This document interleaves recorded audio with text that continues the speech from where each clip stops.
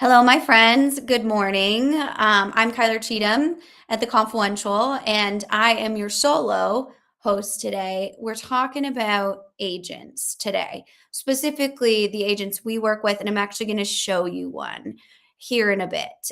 So before I get into that, if you're new here, this is The Confluential Live, where we kind of have an informal conversation about real things that we're seeing in the marketplace when it comes to overall enterprise technology, what hype we're seeing, and what actual systems are going to get you real ROI.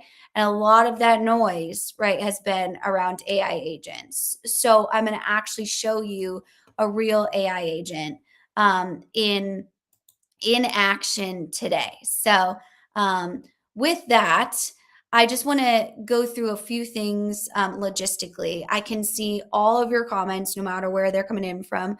I see them on YouTube. I see them on LinkedIn. I see them on Instagram. If you're coming over from our TikTok lives on Tuesdays and Thursdays, welcome.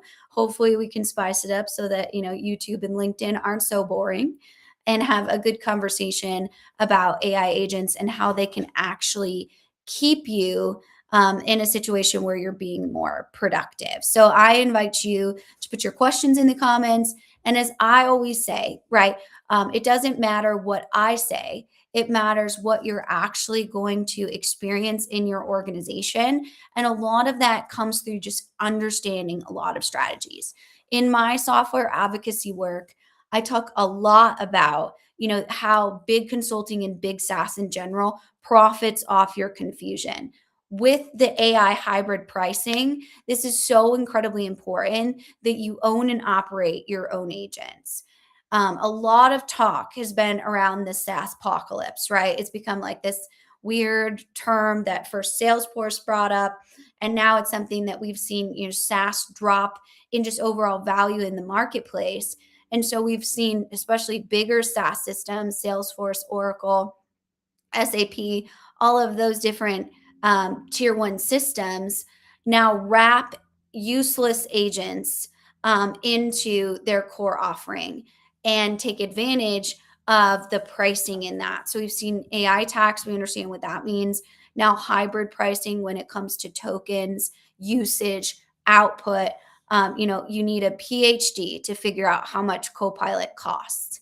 And that's why I want to show you what a real boring predictive agent in this conversation goes. So happy Friday, everybody, and let's get into it. So the first thing I want to really explain to you is what is an AI agent. It has been this overhyped, overused terminology, and there's really a variety of different types of agents. So take Copilot, for example, that I just mentioned. That is a collaborative agent, right? It helps you do things like read emails, organize your inbox, do a variety of different things. It's more of a co-working collaborative agent. Those agents are often run off of somebody else's platform, whether you're talking about Copilot, whether you're talking about a variety of different tier one agents, right? That's going to help your team work better and faster, allegedly, right? And then it's also going to give you an opportunity to be more ingrained into a tier one ecosystem, right? So Microsoft now sells Copilot, or Copilot is in all of its different packages in which it sells, right? It's never going to be $18 a month. That's just a marketing ploy, right? You're going to have to make sure all of your different license levels are going to be appropriate for the Copilot usage that you need, right? That's an example of a collaborative agent. And then we have a generative agent, which would be something like a ChatGPT, Perplexity, or something like that. And it's an agent that's going to generate content, right? Whether it's going to write your emails, whether it's going to, write speeches, write demo scripts, which if any of you use it to write demo scripts, we're going to have a problem, right? But it can be used to kind of generate those types of talking points. So that is always going to be something that typically either scrapes a data set to bring and organize information. Even on a lot of business intelligence tools, they have a generative agent that's going to help you find and put together dashboards and reports, right? Really helpful on that level, right? And then we have predictive agents, which is more our agent classification that we build here at the Confluential, but also more of the agent that's going to be on your manufacturing floor, your shop floor. And they're going to really help you through your own forecasted data, right? So the data that you put into it from your organization, and this agent is going to oversee certain processes. And I'm going to show you our Catapult agent here in just a few minutes when I kind of explain the point of that. Now, the predictive agent is only going to be as good as the data that you put into it and the operators that oversee it. So these agents will hallucinate all the time, right? They also will not be able to pick up on certain things. You're going to need to monitor drifts, all of those, and they should be the most boring part of your processes. So let's get into some of these questions before I go into the demo, because I really want to deeply make sure that you understand what an AI agent is. So when your clueless executive is coming in from the board being like, we need agentic AI to be, efficient and profitable in the company of the future, you can be like, cool, but like, do you even know what that means? Right. That's the goal in this conversation. So do you think most companies are ready for AI agents from a data perspective? Absolutely not, right? I think it's going to be a journey. And a lot of times, AI agents are sold as a silver bullet. And the issue with that is really the pricing, right? So the more that you use your agent, learn about it, embed it in the workflow, kind of get it learned and tailored to your processes, the more expensive it is. If you ever use Claude, right, and you reach the output limit, right, because that's how these things are priced, that's a huge problem. So I even say spend a year on data, right? Get your data in a place where it's going to be a strong foundation that your agent can absolutely use and read. Don't parallel path those two, because then you're just throwing your money off the roof. So very good, good, good question. Jeez. Is it Friday morning? Is it Friday morning, right? Let's see. I like this one too. How many tasks should an agent carry out? Because this is often so misunderstood. So great question, Avery. Is one agent per each task. So a lot of times people see these agent platforms as just one agent. That couldn't be further from the truth, right? You have an agent that measures temperature. Then you have an agent that records temperature. You have an agent that then makes the decision to change the temperature, to lower the heating component or turn on the cooling component, whatever, right? So that those are big pieces that are misunderstood when it comes to agent. One agent per task.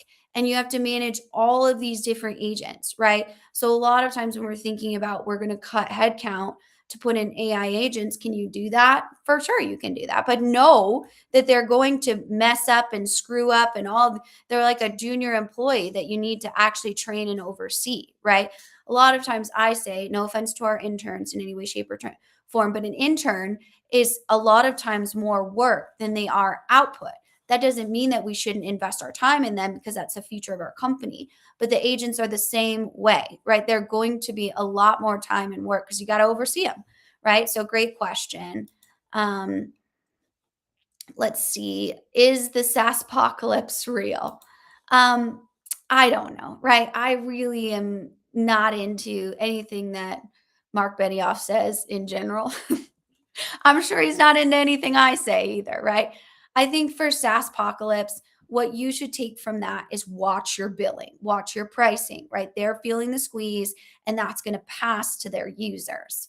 And so you need to be vigilant about contracts you're signing and agents that you're absolutely implementing. And remember that just because a vendor comes to you and is like, hey, we now have agent force all in our CRM, that's not a flex, right? You should hear dollar signs coming out of your ear being like, Okay, well, what agent do I actually need and what agent do I actually use? Or are you just putting all these in here because you want to charge me more for an agent I never asked for as a business? So that's what I want you to remember when it comes to SaaS apocalypse. Who cares what, the rich people in Seattle say about that? I think he'll be fine. I guarantee you that. So, let's see. One more before I kind of get into more of like what the catapult is and give you the demo. With agents, you have to define what success looks like for it to work, whereas traditional software it either works or it doesn't. Such a good point. Um, Avery, that is an excellent point. And you have to just define like success is a lot of times a range, right? So when we do a make me agenda for a status meeting, it's not going to be the perfect agenda, right? So we might tweak it, copy and paste it, and be like, hey, this is what my final agenda was like, so that we can make sure that the component is learning from that, right? This is what I want for next time so the outputs can get better and you can get more efficient and faster and all of these different things. Or if you have a team platform, right, they can learn from what, the head project manager, right? Um, Shows. So these are such good questions. Yeah, so what AI agent predictions do you think are completely unrealistic? I think when we get into the level of like autonomous agents, that's wild to me, right? You'd have to be that's an agent just runs, right? Nobody touches it. It just goes and goes and goes and goes. And it's a completely autonomous process. So no people are involved in that. That's wildly unrealistic, incredibly risky, right? And I think that's what a lot of people are thinking, and that is not at all how these work. So I would love if we could be a bit more grounded in the narrative around them. So, and then this is one that I think is very important to specifically what we're going to talk about with the catapult, because when does it make sense to build versus buy a tool? And that's what we see a lot of times with predictive agents. Especially for the industries we serve here at the Confluential, we're a specialized firm in heavy industry, so mining, metals, biopharma, all of these different pieces that are very complex manufacturing, food and beverage, those types of different areas. And a lot of times, the data those need in heavily regulated industries are much, much more sophisticated than someone that's making something else, right? Especially when we're looking at things like aerospace and defense, again, food and beverage. We see that traceability needs to be something that is incredibly sophisticated. So we need to know if someone got listeria in Pennsylvania, right? What farm did that come from in Europe? And more importantly, what crop and when was that harvested, so that we can trace back to if someone, got sick from a piece of lettuce. Same thing with aluminum, right? If there's, God forbid, some issue with a plane compliance or Department of Defense, we need to be able to look back at like what exactly happened from the moment that manufacturing piece started. And that's not last year, that might be 30 years ago, right? So we need to have all of those data. So when we build a tool, that is not only giving us that, but it's more secure. A lot of times, our heavily regulated industries can't just have Copilot running around all of their different things because they need a certain level of security clearance for their systems, right? We just saw this with CMMC, where we're going up to level 3 as opposed to level 1, or all of these different things for aerospace and defense when it comes to the security clearance of their systems. That's where the predictive agents come into this manufacturing process. Is these agents, so the catapult is built on your system, not on Azure, not on ChatGPT, not on any of those different things. It's built for you, and it only runs locally, right? There's no additional platform that you need as far as these bigger cloud software pieces that are not within a security clearance. So that's when you need to build your tool. I think you should build your tool at all times because it gets your internal competencies in house, For agents, am I telling you to build an ERP system? No, I am not, right? So don't come for me in that conversation. So I do think that you should learn how to build and manage your own agents so that you don't have to pay those wild subscription fees and you're at the mercy of somebody else's business when Salesforce just feels like they're going to change the prices, right? So so with that, let's talk a little bit about the catapult and how it works and why we essentially named it that. And I'll just remind you that this is just an example, right, of what can be done. Every person or every client or business that leverages the catapult does something different about it because it's not about what we want it to do, right? It's about what it actually is going to produce value in your organization. Um, so let's talk a little bit about what it looks like from a predictive agent standpoint. So really, the Catapult is an agent that's designed to help manufacturers keep the production process really stable from a statistics standpoint, right? We're talking about forecasting data. We're talking about historic data. It monitors certain inputs and it tracks variations from those historical production data patterns, and it helps the operators distinguish between what's normal variation and true process drift. So think about, a production manager that's been on the line for 30 years and he constantly is like, he knows the hum of the machine. He's like, yeah, that'll be okay. That'll fix itself. That type of thing. Instead of a newer production manager that might stop the process, shut the production line down, rightfully so, right? Because they think that there's an issue with the production process.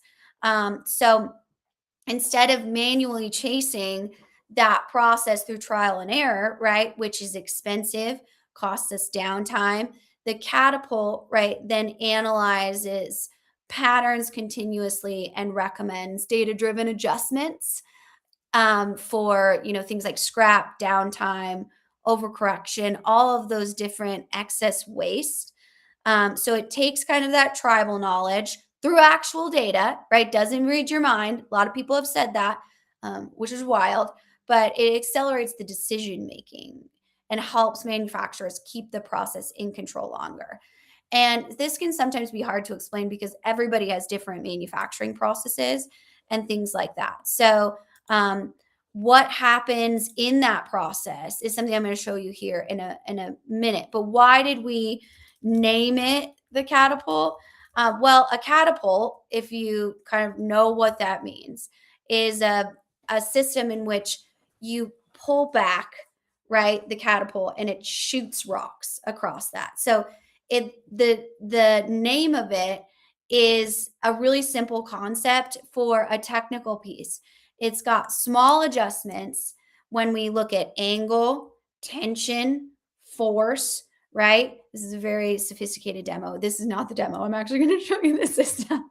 So it's going to be more than a green Sharpie. So hold on with me here for a minute. So any slight change in that is going to make the output go in a different direction. There's also variations like wind, weather, all of those different things that go into this type of thing. So just like an operator tuning a catapult to shoot where you want it to shoot, the manufacturers are constantly trying to hit the same target over and over and over when it comes to temperature, which is going to be the conversation I show you today, with as little variation as possible, knowing that there's going to be some level of variation. It is not going to hit the same temperature every single time. That is unrealistic. And so the agent represents kind of the intelligence behind the catapult and behind that process. It it takes the physics of the system, right? Tracks every shot and then helps operators understand whether they need to adjust or they don't need to adjust. And the name kind of reflects that in that. You have questions on it, definitely drop it in the comments or DM me and be like, can it do this? Right. So it's built for whatever process it's going on. So let's see. I'll answer some of these questions about the catapult and then show it to you. You guys are like, please just show me. What problem was the catapult originally designed to solve? I think the problem is the emotional operator, not because that operator is ridiculous or anything like that, but a lot of times in these types of high stakes manufacturing processes, we can't unmelt metal, right? So in those manufacturing pieces, we need to make sure that we're sure. And a lot of times operators will be more risk adverse, as they should, right? But not knowing that this has worked before, or this variation is normal. And that is kind of what it was designed to solve, to reduce waste and be a bit more efficient on that side. So let's see. How does the catapult learn or improve over time? So that comes from the data set, right? That it's pulling and learning as it goes to see which variation, especially in the adjustments, because the operator will have to adjust it. Like I say, these are not going to be perfect every single time. I think that's the problem, is they're sold as this like magic. It's absolutely not magic. It takes work to make sure that it's configured correctly, and it takes those adjustments and it learns from them moving forward, as well. So with that, let's kind of show you the catapult. While I do this, right, there is a level at which I can see your questions. So definitely make sure that they're in here. Let me see if I can make this a bit. No, no. No, that wasn't it. Let's see if we can make it a bit bigger. No, we don't want me bigger. We want me smaller. There we go. All right.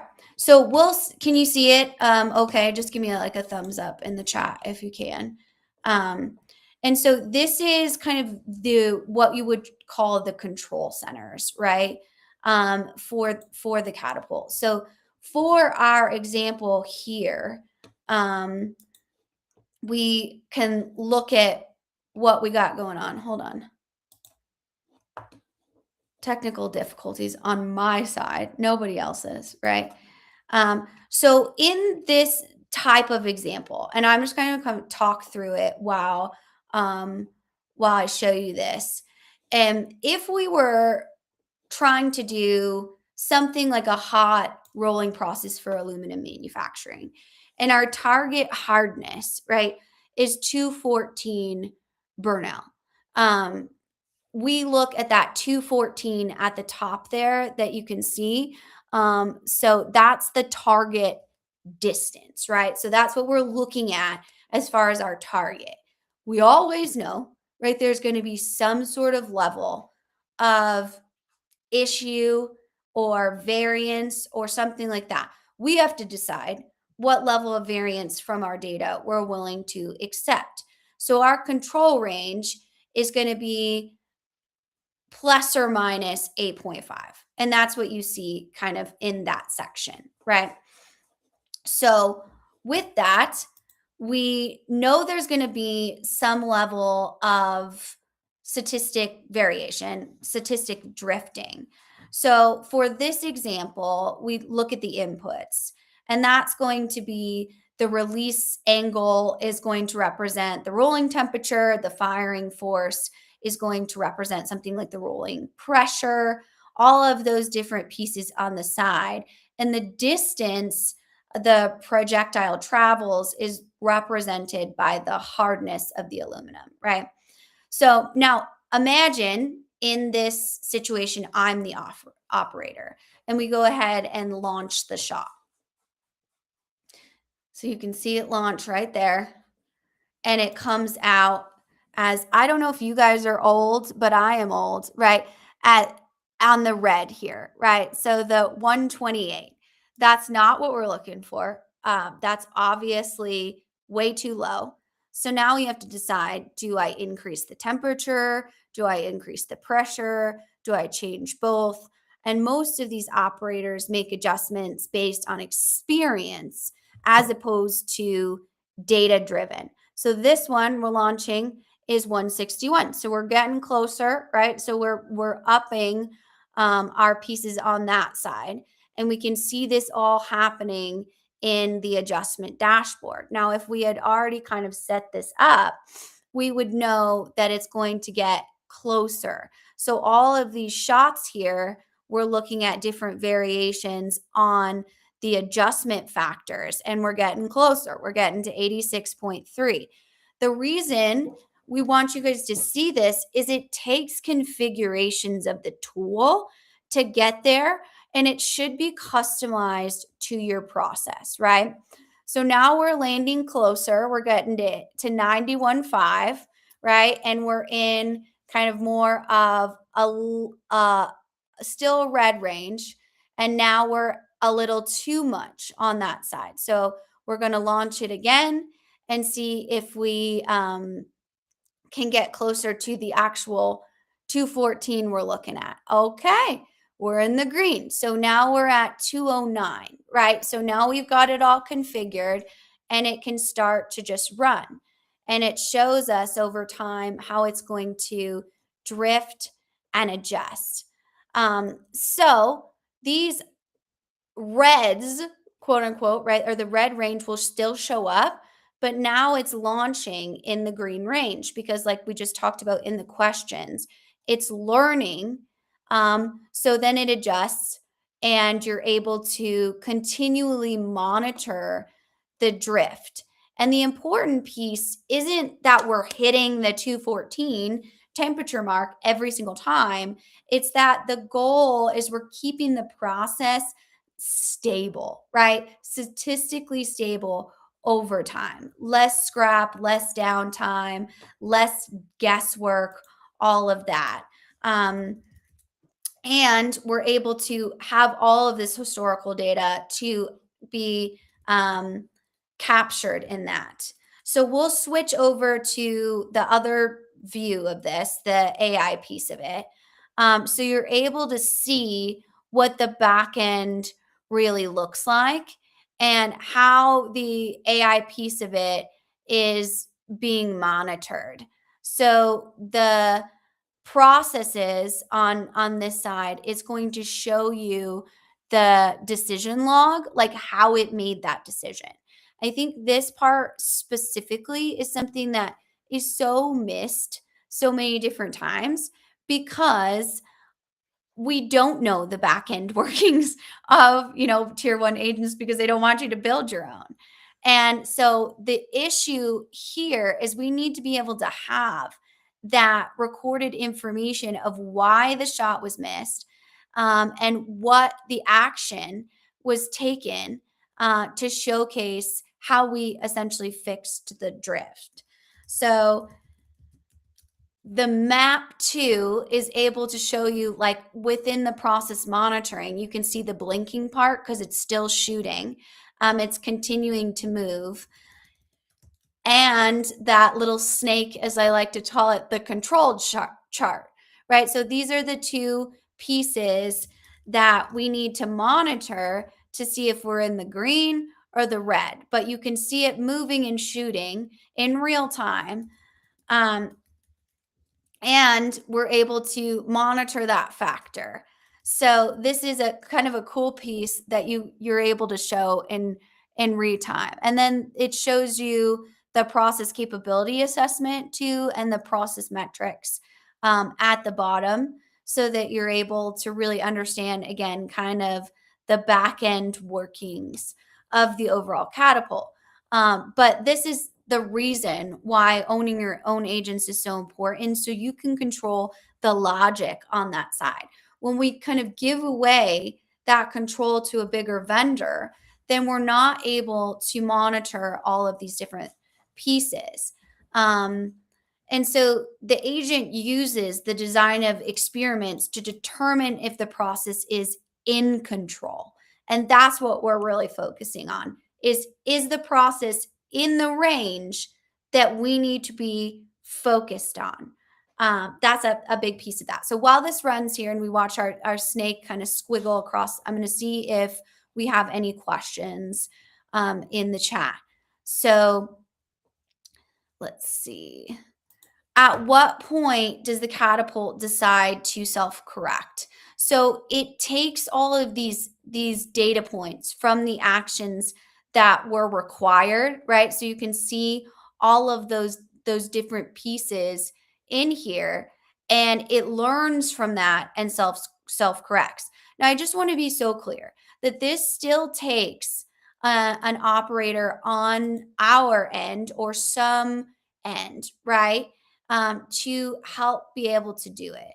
So the agent doesn't try everything, right? It reads the patterns of what happened. If the last 5 shots are all landed shots, it knows to increase the relative parameters and things like that, not decrease them. So, not change random ones is a big piece of that as well. It calculates really the average gap between where the shots landed and the shots need to land, right? Just like we talked about in those variation. And then it moves the most impactful dials to the right direction by the right amount. So that's kind of how it self corrects from a process side, but it also is going to need monitoring, right? The thing that you can kind of trust is this is your data. It's not on somebody else's platform. As when we build this, I always say your data is none of our business, right? Because it really is not. I would say you need to make sure your data is incredibly clean and hygienic and its own, and there's processes around making sure that that currency piece of your business is monitored. But it's certainly not something that that is going to be totally self-sufficient. It as I said, it doesn't read everything, right? Let's see. What kind of environments or operations benefit the most from this type of monitoring? So this is a predictive agent, right? And as we gave in this example, it's measuring hardness. Wow, say that 3 times fast, right? But a lot of times we could do hardness, we could do thickness, we could do temperature, we could do pressure, we could do product quality. Those are the types of things that we're targeting, right? And that's why every adjustment and every drift pattern is monitored in these types of different things. Um, at what point does the automation become an agent? So typically when an agent, which is a very good question, when an automation, which is something that is just manual, so an automation would be like I measure the temperature all the time, right? The automation becomes an agent once the agent makes a decision to change one of these variables, right?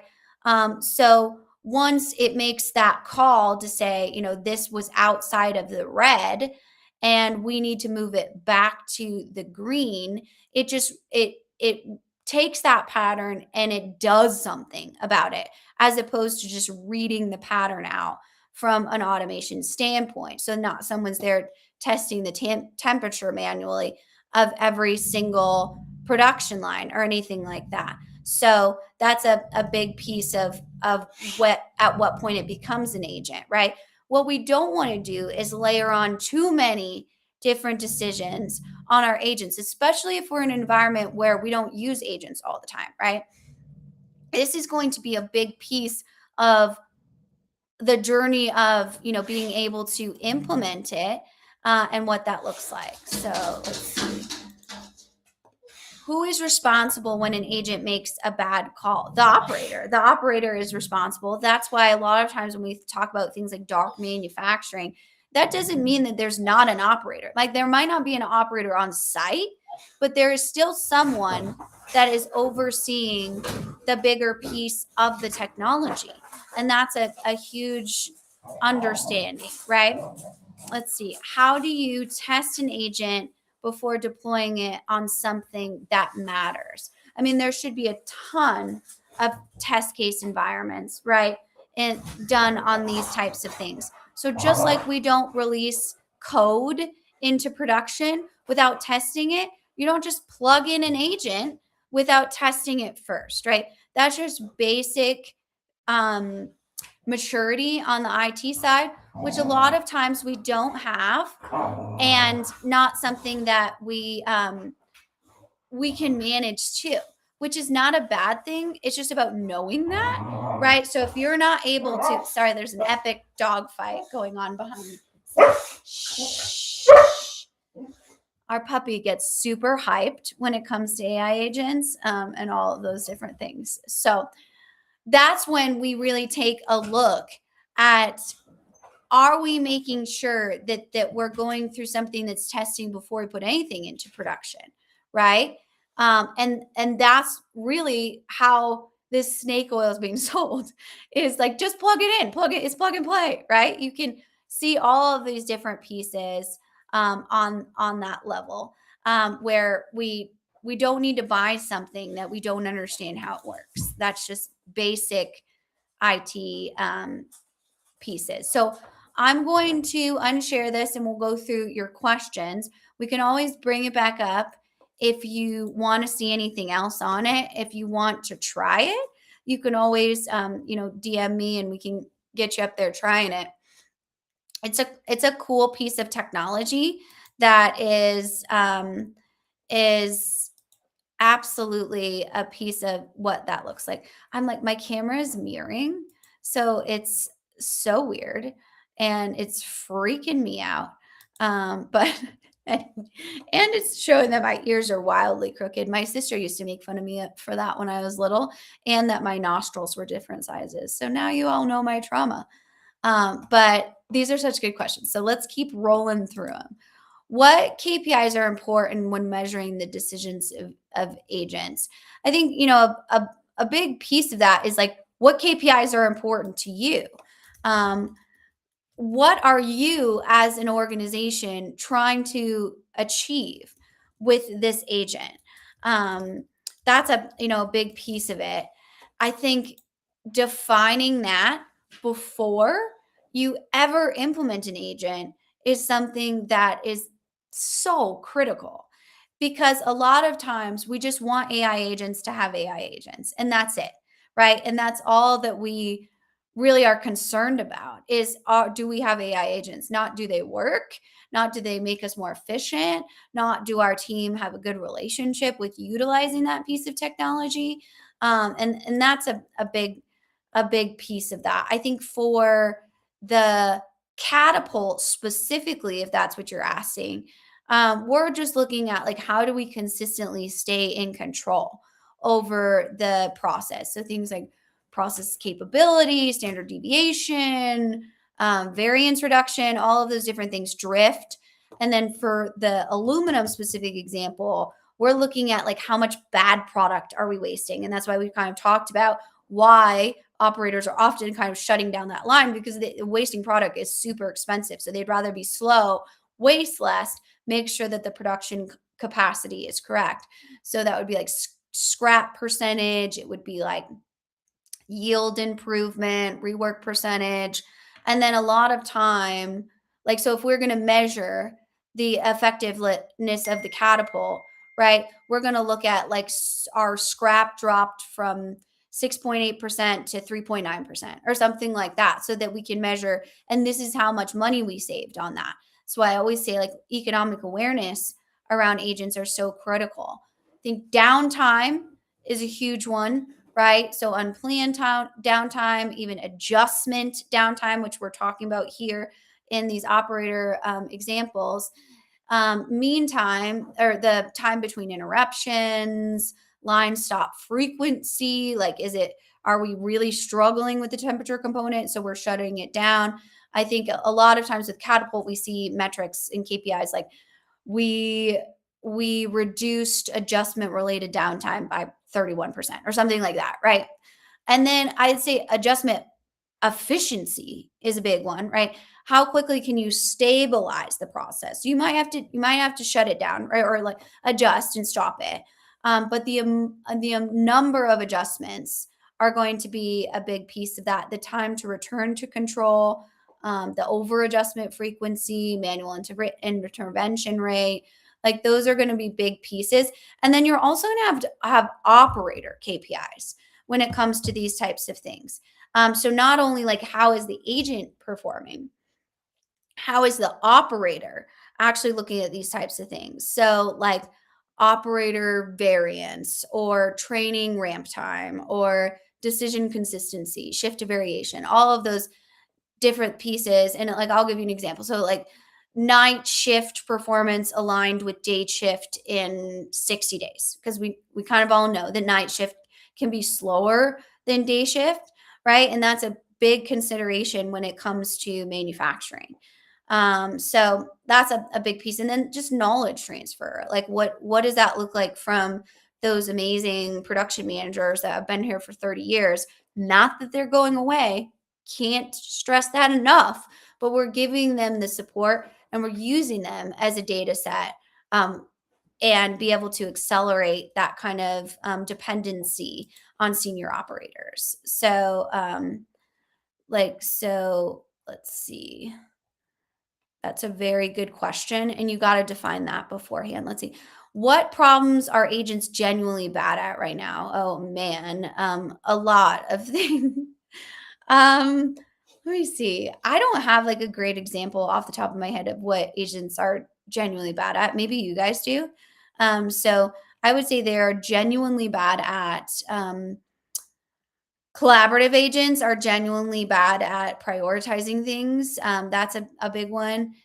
Generative agents are genuinely bad at output. Like some of the, I don't know if you've ever asked Claude to do, a blog or something like that, but it's a hot mess and it's not a great piece. But Claude's great for like very complex problems, right? So a lot of those different agents. I think when we want to measure something that's more human, like engagement rate or those types of different things, agents can be bad at that because they don't understand like the nuances, like not only the quantitative but the qualitative data. They're not great at ingesting that. So those are some of my examples, but we'd love to hear yours, of course. So should you even be talking about AI agents if you don't know what ROI it's bringing? No, no, absolutely not. But many do, right? And that's kind of back to our what does it mean for the cost of hype? I'm speaking on that's my keynote next week at the Global Women in Tech Conference is what does it mean when you buy hype? And you might as well just burn your money. But a lot of times, businesses are so focused on looking good to shareholders by bringing in agents that they have zero idea what they do and zero idea how much they cost. And it's so risky. We'll see a lot of that fallout in the next 12 months. Guarantee it. We're already seeing it, right? So let's see. How do organizations build trust in autonomous corrective systems? Well, that absolutely depends, right? So they first of all need to see it for what it is. It is a technology. It is not a person, right? It is a tool. It is not a person, right? So a lot of times they think that they can just release autonomous agents and let them go. I would say the thing about autonomous agents that are helpful is the businesses that are even eligible to be able to use them have already gone through a lot of the technical proficiencies of automation. They've gone through the basic and fundamentals of master data management. And once that knowledge comes, they're much less likely to be reckless with autonomous technology because they understand, right, the nuts and bolts of that. And so I think that's a piece of it is you build trust through doing the foundational work so you actually understand how the technology operates, right? Let's see. Agents are good at closed loop optimization and well defined targets in stable environments with fast feedback and clean data. Obviously, couldn't have said it better myself. Mic drop. We'll just end the live right now. So, how much of the AI agent market is actually autonomous versus um, clever automation branding? So you're asking like if you want to buy an autonomous agent. I mean, software, well, they'll sell you anything to make you buy it. They'll make you think it's, a unicorn just going to run down your shop floor and magically make all of the drones float, right? So we all know, right, that software sales is a made up thing. So your job is to figure out in your due diligence what the agent's going to do and what you want it to do. And you should have already, before you called any vendor, identified that in your process work. This process is ripe for automation or an agent, right? Temperature, hardness, speed, all measurement, all of those different pieces that an agent could lay over. Do we know exactly how it's going to work? Absolutely not. That's why we hire a vendor or build one, right? But it is if it sounds too good to be true, it is most definitely. Some of the things I hear that Copilot can do, I'm like, I'm sure it can do that, right? But do you want it to?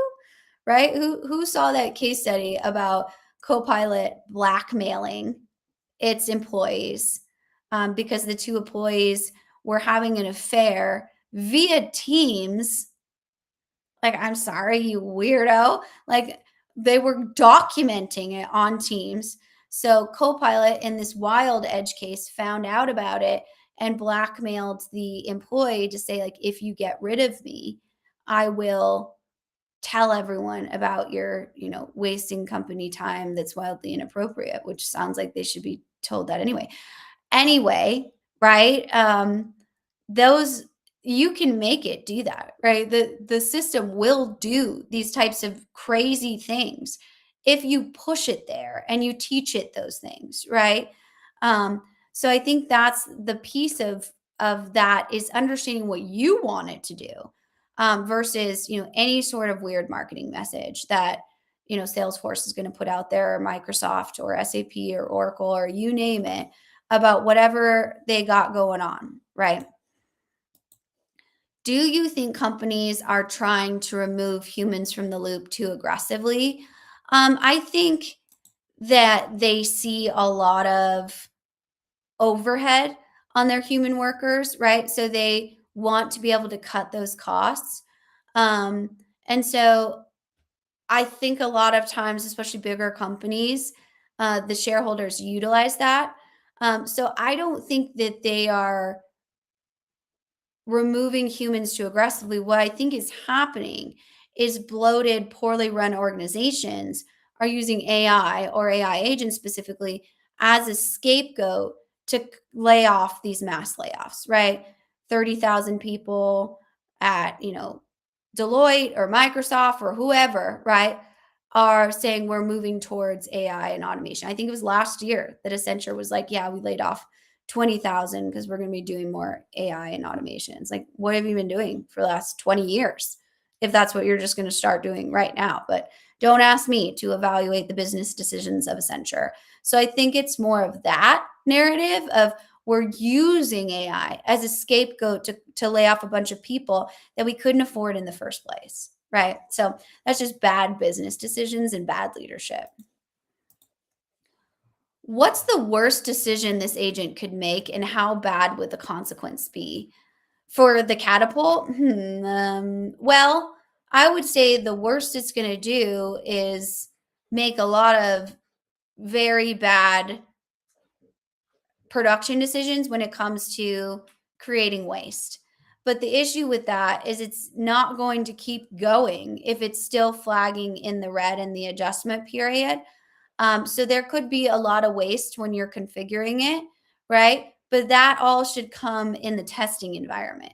So it's a very low risk agent on that side. And again, it comes with an operator. So if the operator is just standing there, I don't know, asleep or something like that, and it's continuing to throw and it's in the red, there could absolutely be some wasted product involved in that.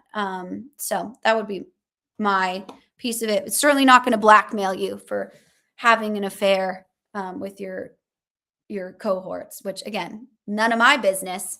Don't know, don't want to know, right?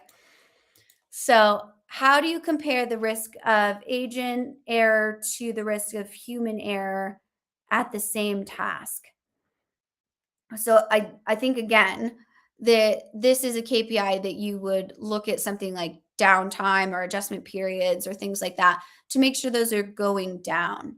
It's not an apples to apples comparison. What it is you looking at your greater risk assessment and overall quality assurance of your product. So that would be how you would measure these KPIs. Are we getting faster, right? Are we reducing our waste? Are we increasing our efficiency? and are our employees happy, right? And that's going to be the main KPIs to focus on, not so much human versus machine, because that's not comparing two, it's two very different processes, right? So I could compare my house to a mansion in Beverly Hills. It's not really a comparison, right? Some people would like my house better. Some people would like the mansion in Beverly Hills. You tell me, right? So, how much existing infrastructure needs to change to support an agent? I mean, pretty significant in the infrastructure if you don't have a technology mature organization, right? If we don't have data management discipline, right, that's going to be a huge change for you. And you're going to need to make sure that that's a consistent journey moving forward. If we don't have the ability to utilize connectivity and integration in our manufacturing process, then we're probably going to need a pretty big infrastructure change.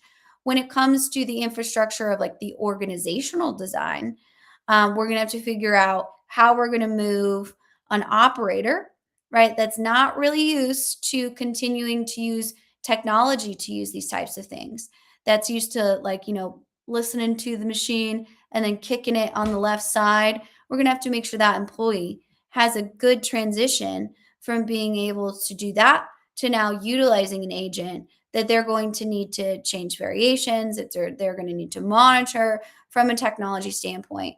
And that might be a big infrastructure change. That totally depends on your company culture, right? And that's going to be a big piece of that too. You're going to need to make sure that the agent is explained right, or so people don't think, oh, I just don't even need to pay attention to it anymore. No, it's like a junior untrained employee, right? It might do really well once it's configured right, but it still needs to be monitored for that change. So that's a definitely something that you're going to want to make sure that you go through as an organization before, right, anybody has the ability to influence that from a vendor standpoint of being like, yeah, you can cut all this headcount, you can do all these different things.